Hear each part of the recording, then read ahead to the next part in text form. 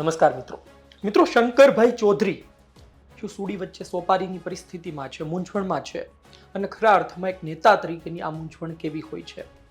થરાદમાં undercurrent છે અને શું કોઈ એક સમાજ અથવા એક જૂથ ઈચ્છે એ પ્રમાણે થવું જોઈએ કે ન થવું જોઈએ? ખરા અર્થમાં સત્ય શું છે? ઊન ગામે ઘટના બની, 18 તારીખે ઘર્ષણ થયું અને ત્યારબાદ કાયદાની રીતે ચાલ્યો, કાર્યવાહી કરવામાં આવી, પરંતુ આ કાર્યવાહીથી ચૌધરી સમાજનો એક વર્ગ નારાજ છે. આવેદનપત્ર પણ આપવામાં આવ્યું છે. આમ છતાં પણ એક પછી એક વિડીયો બની રહ્યા છે અને આવેદનપત્ર આપ્યા બાદ પણ હજુ શું થશે એ સવાલો છે. હવે આમાં શંકરભાઈ ચૌધરીનું નામ કેમ આવે છે? શંકરભાઈ ચૌધરી મૂંઝવણમાં કેમ હશે? અને શંકરભાઈ ચૌધરી સુડી વચ્ચે સોપારીની પરિસ્થિતિમાં કેમ છે?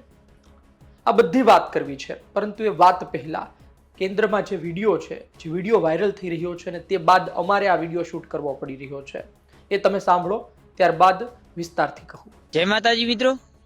જે રોણી ગામની અંદર મીટિંગ હતી અને એના બાદ જે ઘટના બની એના બાદ આપણા ચૌધરી સમાજના ઘણા લોકોને અટકાયત કરી છે પોલીસે અને લાઠીચાર્જ પણ કર્યો છે. તો એના વિશે બાદમાં આપણા દિગ્ગજ નેતા, મોટું નામ, જે સમાજ કહે છે ને કે આપણું સમાજનું ઘરેણું, તો ઘરેણું તો અમે માનીએ છીએ, પણ જ્યારે સમાજને જરૂર પડે ને તો ઘરેણું ચૂપ થઈ ગયું છે. શંકરભાઈ ચૌધરીનું નામ લો છું. અરે સાહેબ, આજે તમારે સમાજની જરૂર છે, કેમ બોલતા નથી? અને જ્યારે તમારે જરૂર હોય ને ત્યારે તમે માઇકમાં ભોંગળો ફાડીને બોલો છો. હું નમાલો માણસ નથી, સમાજને પડખે ઉભો રહીશ. તો આજ 2 શબ્દ તો બોલો. અમારે શું કામ તમારો વિરોધ કરવો પડે? તમે ના, અમે તમારા સ્ટેટસ ન ચડાવીએ કે સાહેબે આજ સારું કામ કર્યું, ન વિડીયો બનાવી ચડાવીએ? શું કામ અમારે આવો વિડીયો બનાવવો પડે? શીખો અલ્પેશ ઠાકોર કનેથી અભિનંદન આપું છું. અલ્પેશ ઠાકોર, એમના સમાજની વાત આવીને તો દક્ષિણ ગાંધીનગરના ધારાસભ્ય છે અને પાટણમાં આવી અને ન્યાય અપાવી દીધો ને એમના સમાજની મીટિંગ પણ ન થવા દીધી. તો સાહેબ, કેનો મતલબ અભિનંદન, ન્યાય અપાવી દીધો. તો તમે તો સરકારના અધ્યક્ષ છો, કેમ આવું કરો છો? કેમ બોલતા નથી? શું તમારે ડર છે? થરાદની અંદર 70,000 ચૌધરીઓનો વોટ છે, તોય તમે ચૌધરી સમાજને નથી ન્યાય અપાવી શકતા, તો તમે બીજા નાના માણસને શું ન્યાય અપાવશો? અને જ્યારે સમાજની વાત આવે ત્યારે તો ગમે એવા, અને અલ્પેશભાઈએ 4 અધિકારીઓને સસ્પેન્ડ કરાવી દીધા. નેતા એવા જોઈએ. એ ભારતીય જનતા પાર્ટીના નેતા છે, તમે ભાજપમાં છો. અને ચૌધરી સમાજને વિનંતી કરું છું કે આપણા સમાજના જે લોકોને અટકાયત કરી છે એમને જલ્દી છોડાવવામાં આવે. આપણે સાંભળ્યું શું કહેવામાં આવી રહ્યું છે. શંકરભાઈ ચૌધરીને સમાજનું ઘરેણું માને છે, પરંતુ લોકોની અપેક્ષા આવે તેવી થઈ ચૂકી છે કે તેઓ આ પ્રકરણમાં પડશે અને સામા પક્ષે પણ કાર્યવાહી કરાવે અને જે ગંભીર કલમો 307 જેવી દાખલ કરી છે તેને દૂર કરાવવામાં આવે. તેમણે ત્યાં સુધી કહ્યું કે થરાદમાં ચૌધરી સમાજની જનસંખ્યા 70,000 જેટલી છે. હવે તમે જુઓ કે આ પ્રકરણમાં શંકરભાઈ ચૌધરી ક્યાંય હતા જ નહીં. શંકરભાઈ ચૌધરી થરાદના ધારાસભ્ય છે અને ચૌધરી સમાજના મોટા આગેવાન છે, એટલા માટે તેમની ચર્ચા થઈ રહી છે. હવે સમાજના લોકો તેવું ઈચ્છે છે કે તેઓ ન્યાય અપાવે, તે આ બધું દૂર કરે, અને બીજી તરફ કાયદો છે, ન્યાય પ્રણાલી છે, જે પોતાની રીતે કામ કરી રહી છે. એક ધારાસભ્ય તરીકે આ પ્રકારની પરિસ્થિતિમાં મોટા દિગ્ગજો પણ મૂંઝવણમાં મુકાય કે શું કરવું. તમે જુઓ કે એની માટે વધારે સમય ના લાગે નિર્ણય લેતા કે ભાઈ આપણે સમાજ તરફ રહેવાનું છે અને આપણે એમની તરફ રહીને નિવેદનો આપી દેવાના છે અને ત્યારબાદ જે થવું હોય તે થાય.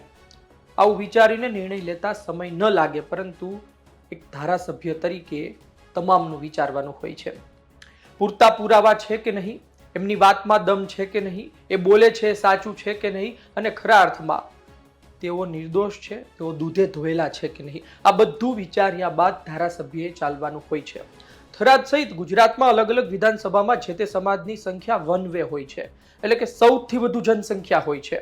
આમ છતાં પણ ઘણી વખત ધારાસભ્યો તેમની તરફ રહેવામાં અથવા તો તેમની તરફનો નિર્ણય લેવામાં ખૂબ વિચારતા હોય છે. હું એવા ધારાસભ્યોની વાત કરી રહ્યો છું કે જે ધારાસભ્યો તટસ્થ રહે, એ ધારાસભ્યો કે જે બીજા સમાજની પણ વાત કરે ને એમને ખબર છે કે ધારાસભ્ય એ વિસ્તારનો હોય, કોઈ સમાજનો ના હોય.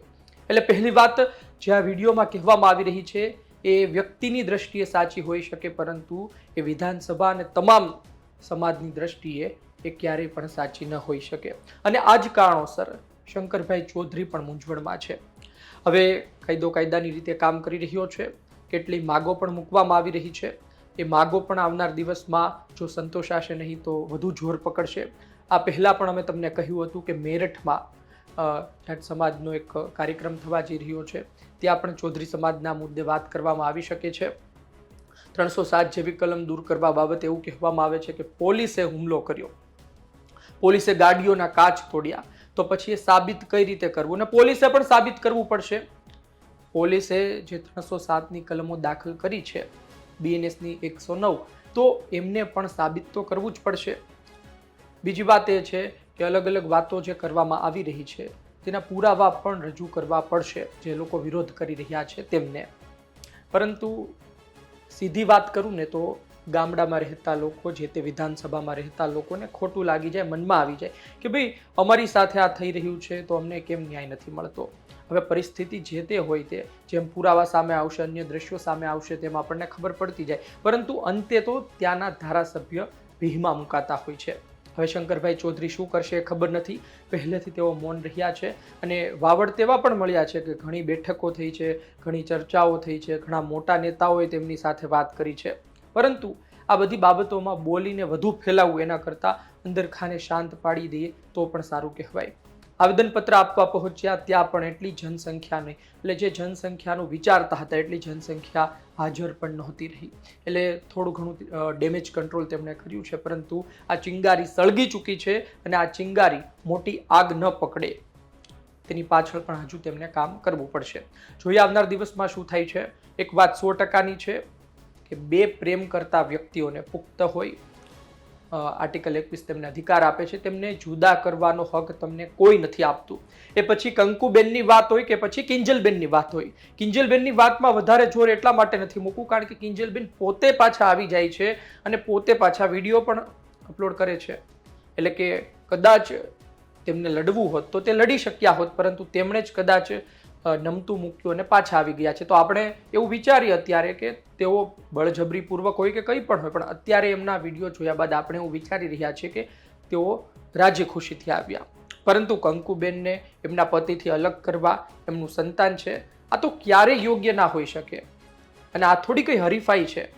એટલે આ બધું જોવું પડશે. વિરોધ કરનારાઓએ પણ જોવું પડશે અને નિર્ણય લેનારા વ્યક્તિઓને પણ જોવું પડશે, સમાજના આગેવાનોને પણ જોવું પડશે. અને જે ભાભરના રૂણી ગામે જે ભડકાઉ ભાષણ ઘણાએ આપ્યા, એ તો ક્યારેય ન ચલાવી લેવાય. કાયદેસર કાર્યવાહી તેમના પર થવી જ જોઈએ. ગાડીઓ લઈને ત્યાં પહોંચી જાય એટલે યુવાઓને ઉશ્કેરો તો પછી યુવાઓ પણ ક્યાં જાય? ઘણા લોકો વિવેક બુદ્ધિનો ઉપયોગ ના કરે, પોતાની સમાજનો ઉપયોગ, પોતાની સમજનો ઉપયોગ ના કરે અને ત્યારબાદ જે તે સમાજના આગેવાનો કહે એ પ્રકારે તેઓ કામ કરી દેતા હોય છે. એમાં એમની તો મૂર્ખામી છે જ તે, પણ સામેવાળાને તો નુકસાન થાય છે ને. અને એ પ્રેરાય કોનાથી? જે તે વ્યક્તિઓથી. એટલે એમનો પણ વાંક છે. આપનું શું કહેવું છે કોમેન્ટ બોક્સમાં જરૂરથી જણાવજો. ધન્યવાદ.